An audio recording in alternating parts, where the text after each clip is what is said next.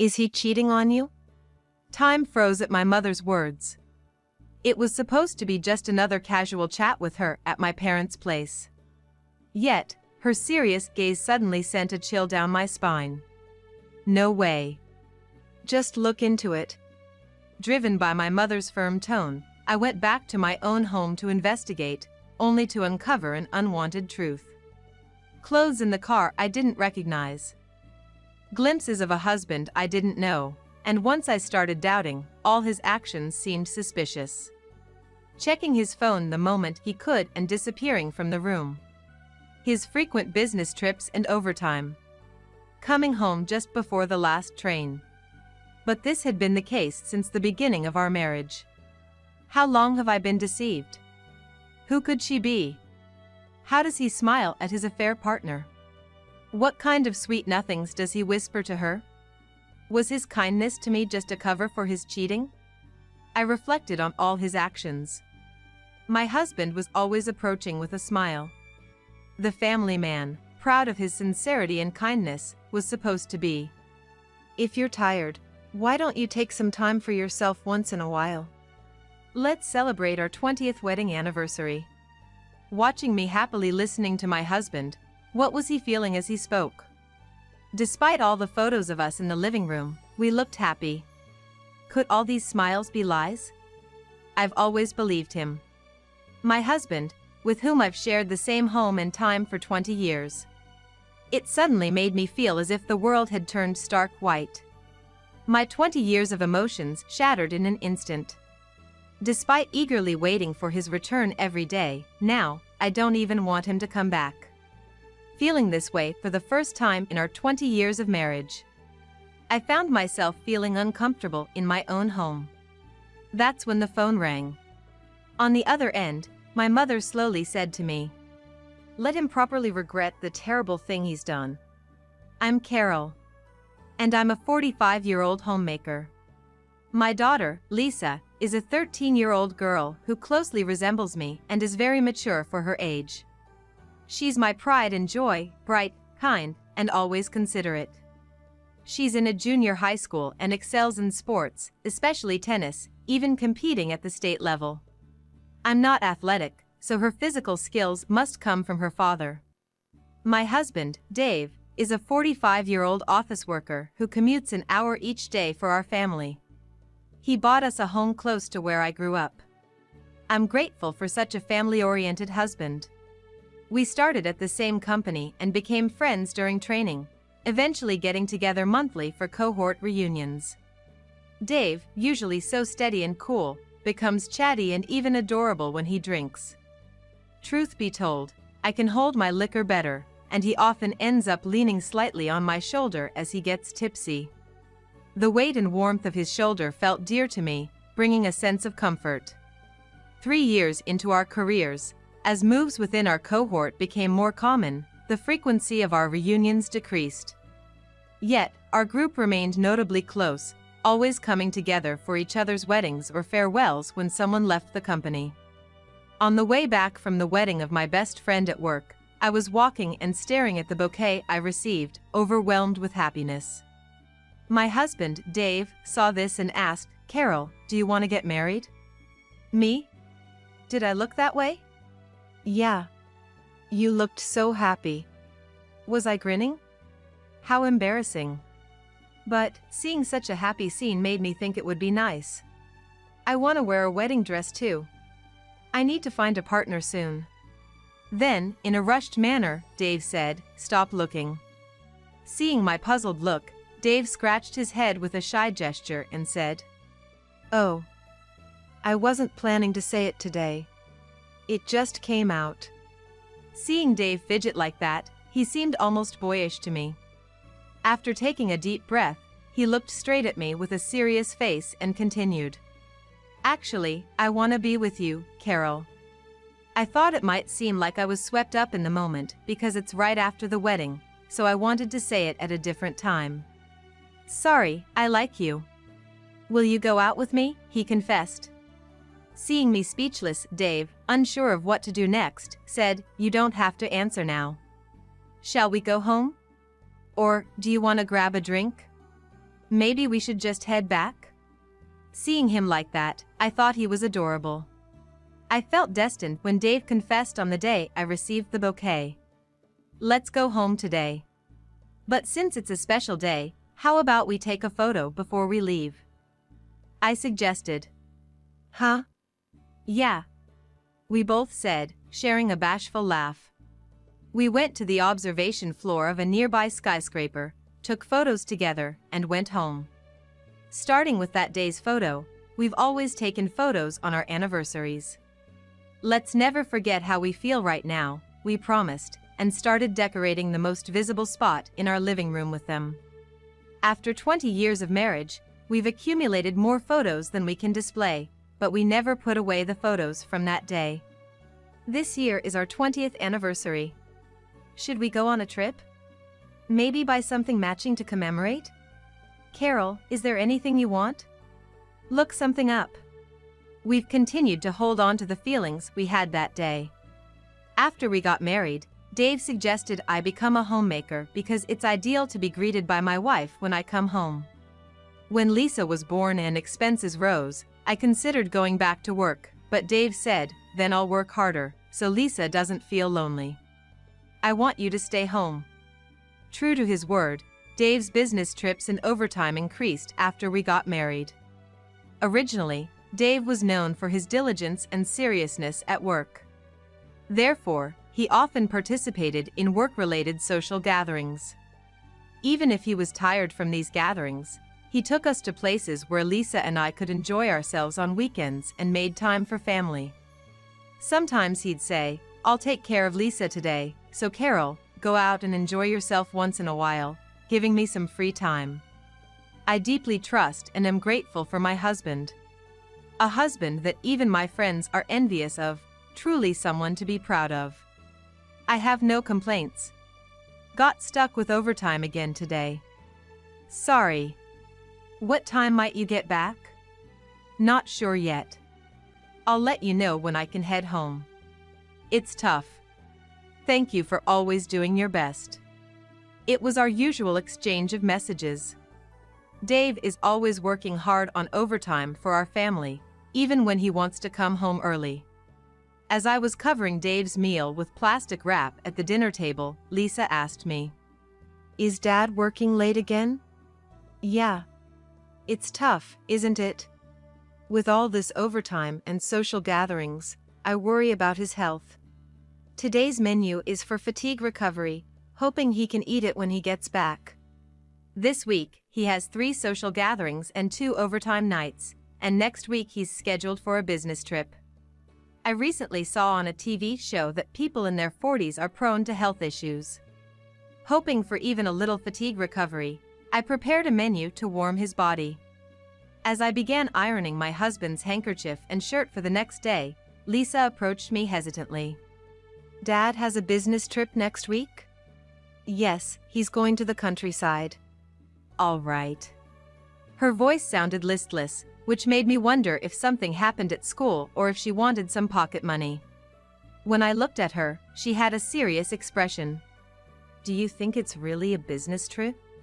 I was taken aback by her question. Perhaps she had been watching too many dramas about affairs. Despite our peaceful family life without any fights, I wondered what kind of wild ideas she was entertaining. Reaching junior high school does make them more sensitive, but it's surprising she'd seriously entertain such notions. Lisa, looking so earnestly suspicious, was somehow both adorable and amusing. I couldn't help but laugh. What an imagination you have. Your dad is always working hard for our family. It's nothing but a business trip. Unlike my laughter, Lisa remained serious. It's not imagination. The other day, I overheard Dad on the phone, talking about which hotel he'd be staying at. He mentioned a woman's name, something like Melissa or Melanie. It sounded plausible but lacked conviction. Maybe she was trying to pull a prank on me. What are you talking about? There's hardly a moment when your dad is alone at home. I'm here every day. That day, you were out because Dad suggested you take a break, remember? I was supposed to watch a match with friends, but came back early because they lost quickly. That's when I overheard it. Indeed, I had gone to see a movie that day. And I had told him the showtimes. It was possible. But my husband is so earnest. An affair seems unimaginable. Lisa, saying such things would make your dad sad. He's working hard for us. He's going on a business trip with his colleague, Mr. Johnson. Maybe you misheard the name? Lisa looked a bit dissatisfied as she retreated to her room, dismissing my response. We planned to watch Lisa's match together with my husband this coming weekend. Seeing us together, happy and united, should dispel any doubts Lisa might have. Thinking it would be too sad for my husband to know Lisa suspected him of cheating, I decided to keep it to myself. My husband came home late that night. He had texted me to go to bed first to avoid getting sick, but I was too worried to sleep. "I'm surprised you're awake. I told you to sleep, but thank you for waiting up," he said, reassuring me once again that there couldn't be any affair. The next day, I went to my mother's house. Since getting married, I've made it a point to visit her every Thursday. It's meant to keep her from feeling lonely living alone, but in truth, these visits are also my biggest respite as a homemaker. Chatting idly with my mom is always a quick affair before I have to rush back with if I need to start dinner. Today, I brought up a new topic with a laugh. "Mom, listen to this. Lisa said she thinks Dave might be cheating." I expected my always composed mom to burst out laughing, saying not Dave, surely, but contrary to my expectations, she suddenly became serious. "What do you mean? Tell me everything." Her grave request made me spill the details. Maybe I shouldn't have brought it up. After all, my mom lives alone because she divorced my dad 20 years ago due to his affair. I might have brought back painful memories. It's been 20 years, but maybe she still recalls those times. I remember thinking she might break down. She lost her appetite and kept losing weight. Watching her, I worried she might be sick. "I'm not sick, dear. I thought I'd slim down for your wedding." She said so, never shedding a tear or slumping her shoulders in my presence. My mom was strong.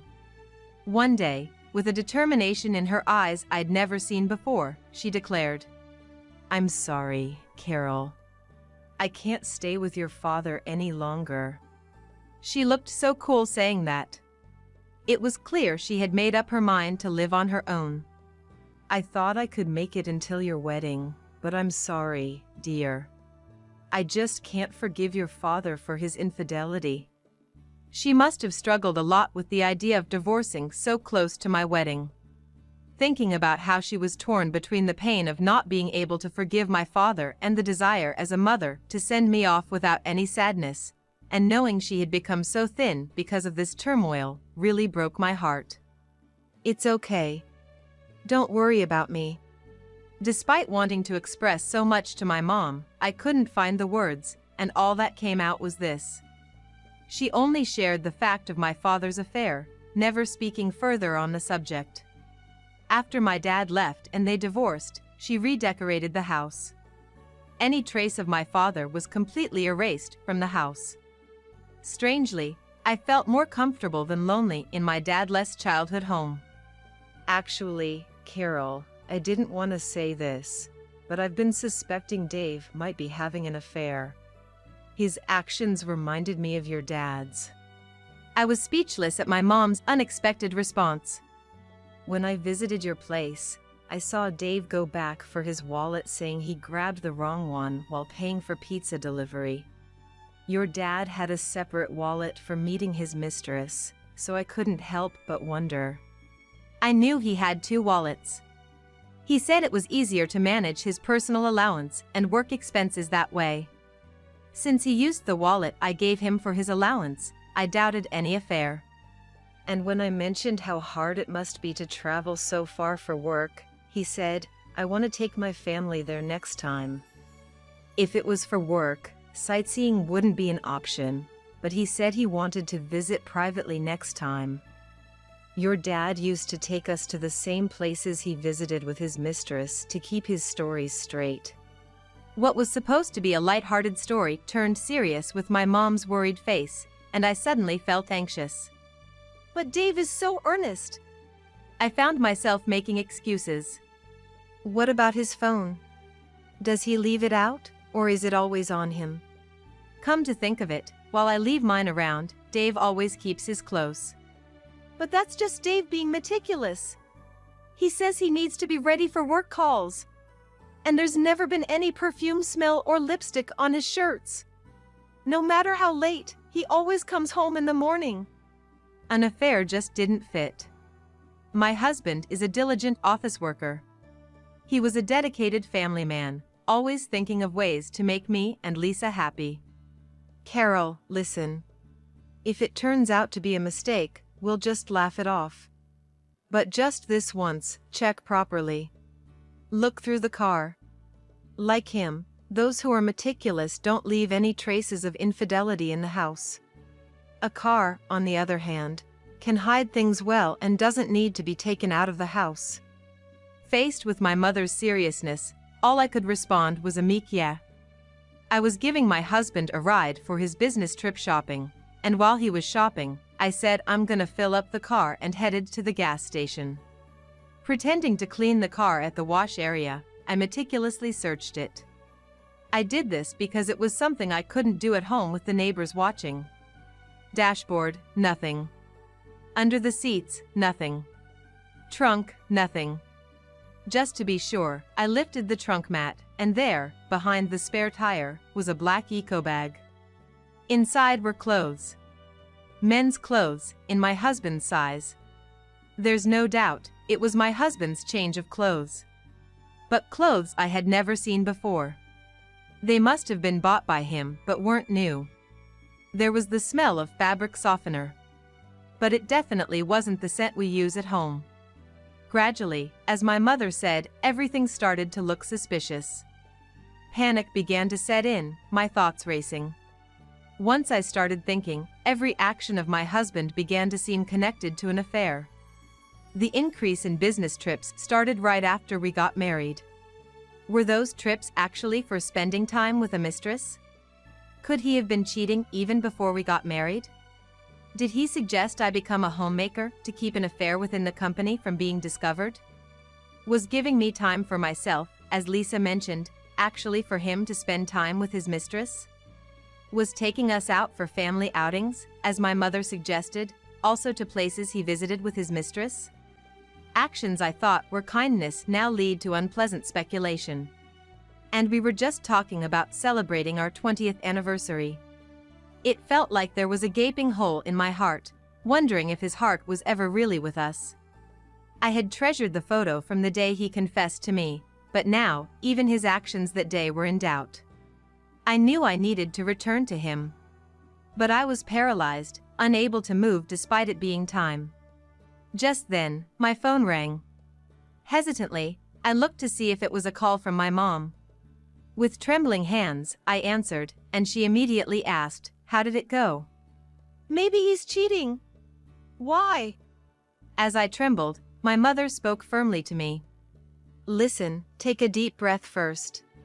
As I took a deep breath, my chest, which felt tight, expanded, and the pain seemed to ease a bit. After hearing my breath, my mother continued. You're going back to Dave now. But don't show any signs on your face. Stand up straight. Be dignified. And once you're home, come to my place first, okay? Her commanding tone made me instinctively reply, yes. Strength returned to my hands and legs that had been shaking moments before. For now, I would do as my mother said. That alone took me back to my husband. Thanks, he said with his usual smile, which now pained me to see. You're welcome. Did you finish all your shopping for the trip tomorrow? I found some good stuff. Likely, he'd take those purchases to his mistress. So he had been deceiving me all this time. Sorry, when I get home, I'm going to my parents' house. I found some good coffee for Mom and want to deliver it quickly. Okay, that's fine. I have to prepare for the trip anyway. I'll wait at home. I'll pick something up for dinner on my way back. I couldn't bring myself to cook for him now. When I arrived at my mom's house, she was waiting anxiously for me. The moment I saw her, tears started flowing. My mom hugged me as I cried. "Have you calmed down?" she asked gently, and when I nodded yes, she said, "Now, look at me properly." Her gaze was as strong as it was back then. "No more crying. Let's make him regret his mistake." Saying this, she placed something in my hand. The next day, as always, Dave left for his trip with a smile, saying, "I'll do my best." I sent him off with my usual, "Take care." Anger bubbled up inside me, but I kept it from showing on my face until the time was right. I had been deceived for 20 years. So, it wouldn't be wrong for me to deceive him in the end. A few days after he returned from his business trip, my husband was in such a good mood that he was humming a tune. "I'm so tired." He probably wanted some words of comfort. "Tough trip?" I decided to keep my usual tone. He responded, "It was tough. My colleague got drunk, and I had to take care of him all night. Sorry for not getting in touch. I'll take a shower to get rid of the smell of his booze." With that, he disappeared into the bathroom. During his shower, I made the final preparations. Along the hallway from the bathroom to the living room, I placed a trail of photos proving his infidelity. On the living room table, I spread out dozens more. I heard my husband coming out of the bathroom. Sitting in the living room, I waited for my husband. I heard him pick up each photo as he approached. As he entered the living room, I delivered the line I had prepared. "Dave, you've been cheating, haven't you?" No response came from his pale-faced silence. "Didn't you hear me? You're having an affair, right?" I spoke a bit louder and more slowly, to which he took a deep breath, tried to smile, and replied nonchalantly, "No, I'm not. Why would I have an affair?" Even in such a situation, my husband tried to brush it off with a half smile. "My mom referred me to the detective who helped her with my dad's affair. It turns out, they got quite a lot of clear photos easily," I said with a smile. I had decided to say it all with a smile. The business card my mother had pressed into my hand the day before his trip was for a detective. Since my mother had been a long-time client due to my father's affair, they conducted the investigation at a significantly reduced rate. "The woman, she's from your company, right?" "I know her." "Why go to such lengths?" "She's one of our juniors, right?" "Though we were mentoring her." "Oh, but not as much as you, apparently." Seeing me talk with a laugh, my husband was frozen in place. The mistress was indeed a junior from our company, the Melissa Lisa had overheard. She was a junior who joined our company 2 years after us, and I had met her. According to the detective, during the trip, he mentioned our 20th anniversary, indicating their relationship likely started before our marriage. Knowing it started before our marriage made my feelings for my husband cool gradually. This allowed me to speak calmly. "I've prepared the divorce papers. Please sign them. Lisa and I will go to my parents' home." I had already moved mine and Lisa's belongings out during his business trip and informed Lisa to go straight to my parents' home today. Realizing Lisa's belongings were also gone, my husband visibly started to panic. "Lisa's home is here. Carol, you're a homemaker, you can't raise a child. So, we're not getting a divorce." "Absolutely not." "Didn't you know? Lisa told me about Melissa. Making calls at home, of course, you'd get caught. You're the one who hurt Lisa. I won't forgive anyone who hurts her, even if it's you." Lisa packed her things herself and left. So, we won't be returning here. Goodbye. "This is all made up. I won't divorce. Lisa is my daughter. I will get her back." Despite his actions, my husband insisted on not divorcing. He raised his voice in a way I had never seen before. "Wait. Give me back Lisa. We're not getting a divorce." However, I left the house without looking back. He kept calling me after I left the house, but I couldn't bring myself to answer the phone. Then, the next night, my husband suddenly showed up at my parents' house. My mother allowed him in, under the condition that she be present. He immediately began apologizing to me. I'm so sorry. I didn't consider Carol's feelings at all. I truly regret it. Please let me make it right. His words from the man who had just returned from a cheating trip yesterday, humming and spouting lies, were unbelievable. But with Melissa, it's been 20 years, right? Before our marriage?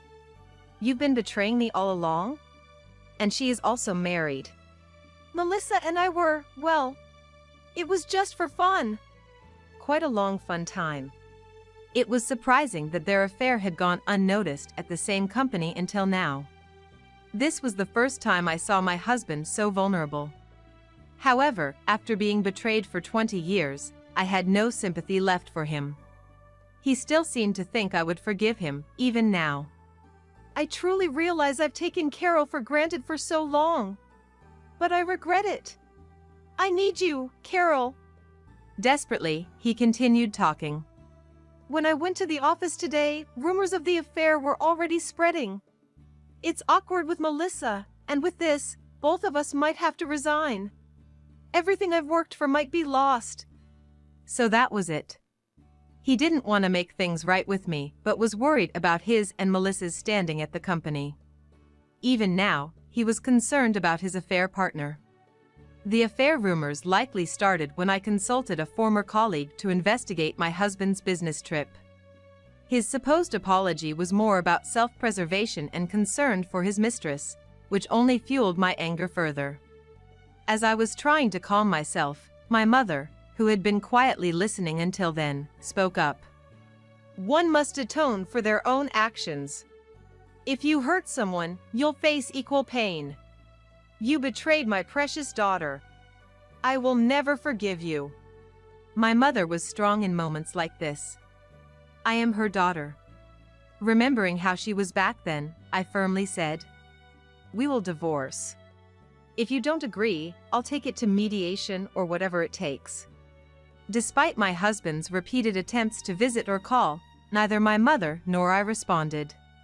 One day, when my husband came to my parents' house, he encountered Lisa. "Lisa, I'm relieved to see your face. Let's go home with Dad," said my husband. Lisa shook her head and said clearly, "I will live with Mom. I won't go to Dad's house. I'll support Mom so we can forget about you. Don't come to see us anymore." Eventually, wanting to avoid divorce mediation, my husband agreed to the divorce. I demanded child support from my husband. The mistress's spouse seemed unaware of the affair. My demand for compensation brought the affair to light, causing quite a stir. Her spouse's family owned a business that was a client of our company, leading to a corporate scandal. The mistress, like my husband, begged not to be divorced, but after 20 years, her spouse was horrified and decided on divorce. Her spouse also dumped her. The affair, which disrupted company operations, made it difficult for both of them to remain at the company, leading to their resignation. Since then, without any income and facing significant claims, my husband and his mistress couldn't even cooperate. Instead, they spent their days arguing over money. Both of them ended up leading a difficult life, working part-time jobs to repay their debts. As their financial cushion dwindled, their arguments increased, and eventually, they blamed each other, saying, "It's your fault we got caught," leading to mutual recriminations and, ultimately, separation. Meanwhile, I found a stable job through the introduction of a good colleague, despite my worries about employment after being a homemaker. Now, I am living with my mother and Lisa at home. Lisa, resembling my mother's strength, helps with household chores and looks after me, saying, "I'll help with Mom's work," and "Mom, are you okay?" From the moment she suspected the affair, Lisa had decided to stay with me if we divorced. When I told her about the divorce and even after we started living with my mother as a trio, she didn't seem shocked. Instead, she appeared relieved and clear-headed.